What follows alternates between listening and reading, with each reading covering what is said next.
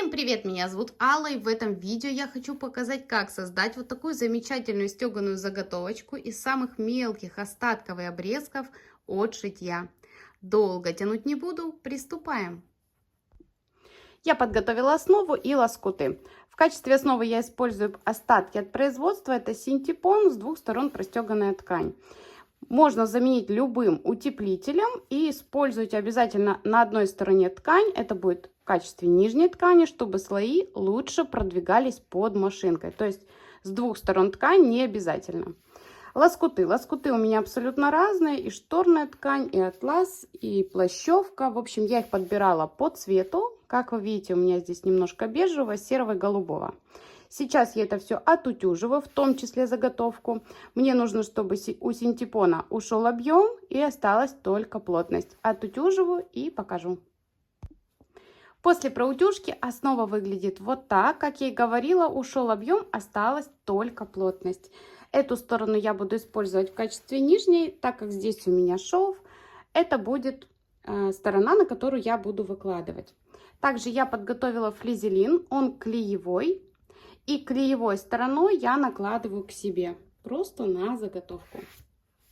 Далее работаю с лоскутами. Все лоскуты я делаю вот так. Я уже это показывала в своих видео. Сейчас очень быстро покажу на одном примере. Вот, например, у меня длинная полоса. Я отрезаю, ну, примерно, как я хочу видеть свой лоскут. Так как у меня сама заготовка небольшая, то и лоскуты у меня небольшие. Если вы делаете большое полотно, то, конечно, берите лоскуты покрупнее. Вот этот край я срезаю и также закругляю уголочки. Вот таким образом. Мне в этом способе нравится переход. Я один раз попробовала, и все. Я теперь делаю только так. Когда поработала с лоскутами, беру основу на флизелин, просто выкладываю лоскуты. Слежу только за тем, чтобы цвета лоскутов не были друг с другом. Ну, например, вот так. Это будет не очень красиво.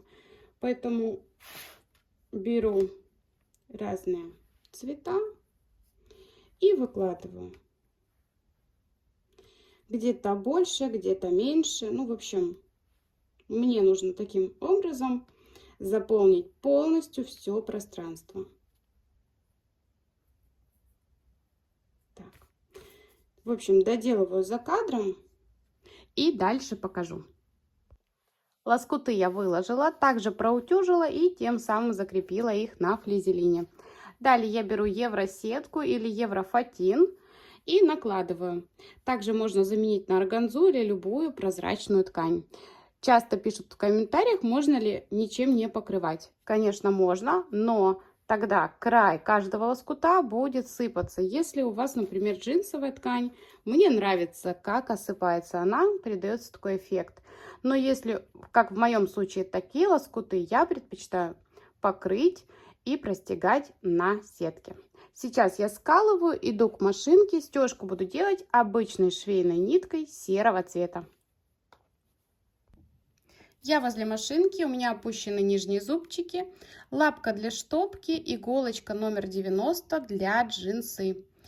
Напоминаю, для тех, у кого не опускаются зубчики кнопочкой или рычагом, у вас в комплекте есть штопальная пластина, в стежке используйте ее. Стежку я начинаю с центра заготовки. Для тех, кто не видел мое предыдущее видео, я делала такую же стежку, но на однотонной ткани, и там я делала исключение. Ну, кто видел, тот знает, что у меня в итоге несколько ошибок, и в том числе защип. Чтобы не было защипов, стежку начинаем с середины проекта, плавно продвигаемся к краям. Я уже опустила лапку, опускаю иголочку и поднимаю. Поднимаю лапку, тяну за ниточку, вытаскиваю нижнюю нить наверх. Опускаю лапку, опускаю иголочку. Я приближаю, чтобы было лучше видно. И сначала я делаю несколько стежков вперед-назад, чтобы сделать закрепку. Обычно я делаю 3, можно 4. Ну, В принципе, смотрите по тому, как у вас. У меня, так как вы видите, да, где я это делаю, на стыке, поэтому заметно этого не будет, поэтому могу себе это позволить. Далее делаю петельку. Смотрите, я продвигаюсь там же и делаю вот такую петельку. Далее иду, ну сейчас на этой ткани плохо видно, дальше будет лучше. Сейчас иду вот так назад и волнистой линией вот таким образом обхожу эту петельку. Теперь возвращаюсь и иду в обратную сторону такой же волнистой линией.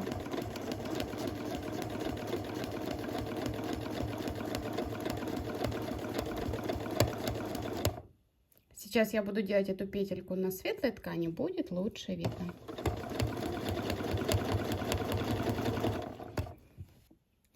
Кончики можно срезать, чтобы они не мешали. И сейчас далее продолжаю с петель. Сделала петельку, подниму лапку, чтобы было видно. И возвращаюсь назад, делая вокруг нее волнистую линию.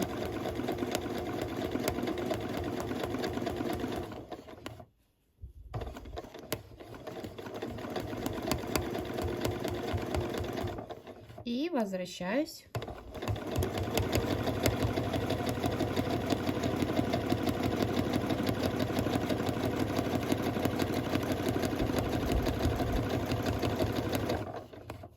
Далее следующая петелька. Кстати, можно делать, вот я делаю 2 витка, можно делать 3, можно где-то, ну сейчас я дальше буду показывать и покажу. Опять петелька. И возвращаюсь назад.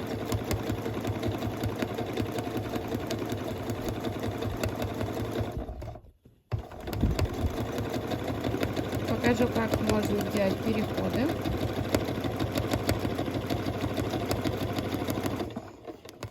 Вот, например, вы не хотите здесь сделать петельку, а где-то вдруг, ну, немножко подальше, да, или у вас так расположена ткань. Вы просто переходите такой же волнистой линией, но на предыдущий, например, элемент.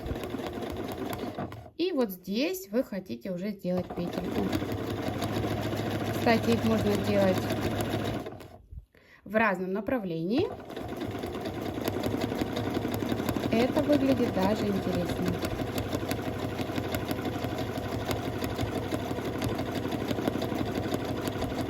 И размер, конечно же, также может быть разный.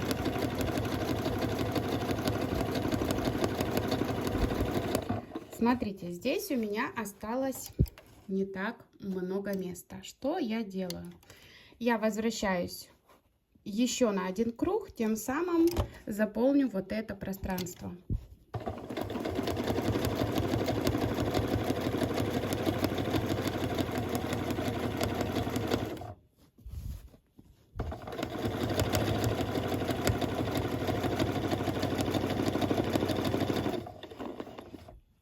Сейчас сделаю немного меньше. Так, возможно, будет лучше видно. И еще продолжаю делать петельки. Ориентируйтесь так, чтобы, когда идет закругление, в этом месте оставалось пространство для того, чтобы сделать волнистые линии. И возвращаюсь.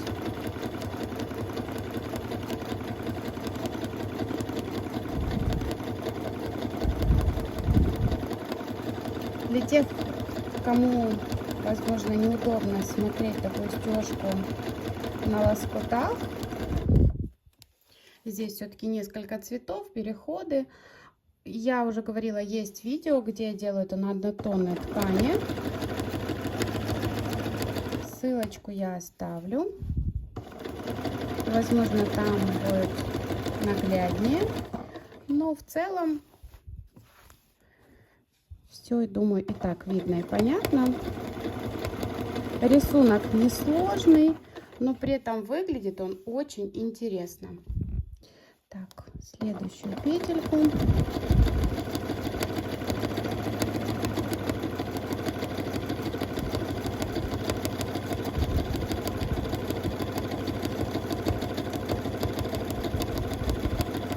Конечно, в заготовке, которую я стягала с такой же серой ниткой, этой же ниточкой, на черной ткани, там видны все погрешности, я их показывала, у меня их там 3,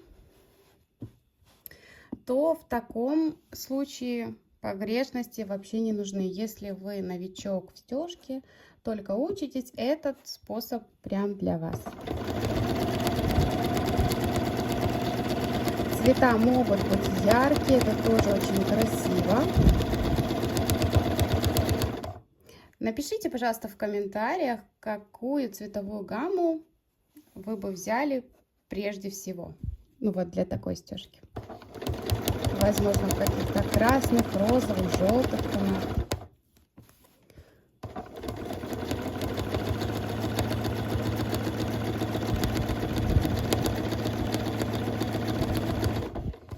Мне кажется, что эта стежка похожа на цветок. И вот в таких цветах ярких будет очень красиво.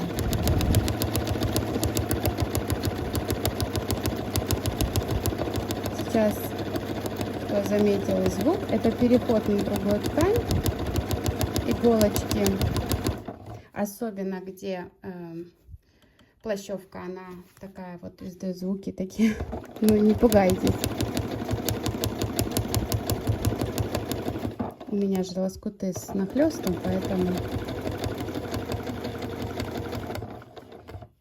Так, ну вот такая стежка.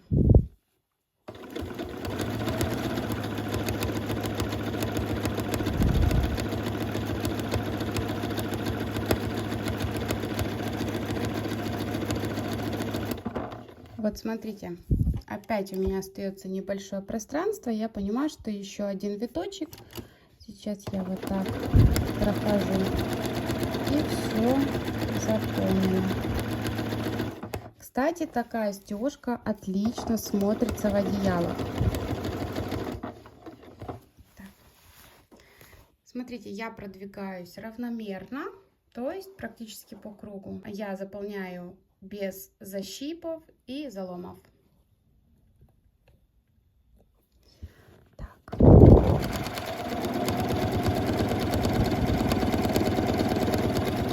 Еще вот покажу на светлом и далее сделаю закатом.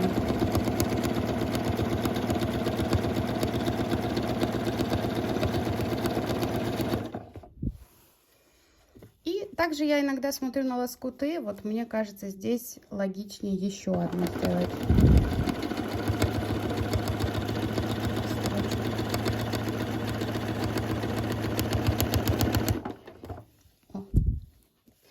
Ну что ж, я продолжаю и покажу уже готовый результат. Стежку я закончила, и вот такая заготовочка у меня получилась. Результатом я очень довольна, мне все нравится. Вот такая изнанка. Очень буду ждать ваши комментарии. Ну а на этом видео подошло к концу. Если вам понравилось, ставьте лайки. Если вы не подписаны на мой канал, обязательно подписывайтесь. Ставьте колокольчик, чтобы не пропускать новые ролики. А также ссылочки на свой инстаграм и тикток я оставлю в описании под этим видео. Всем пока-пока и до новых встреч!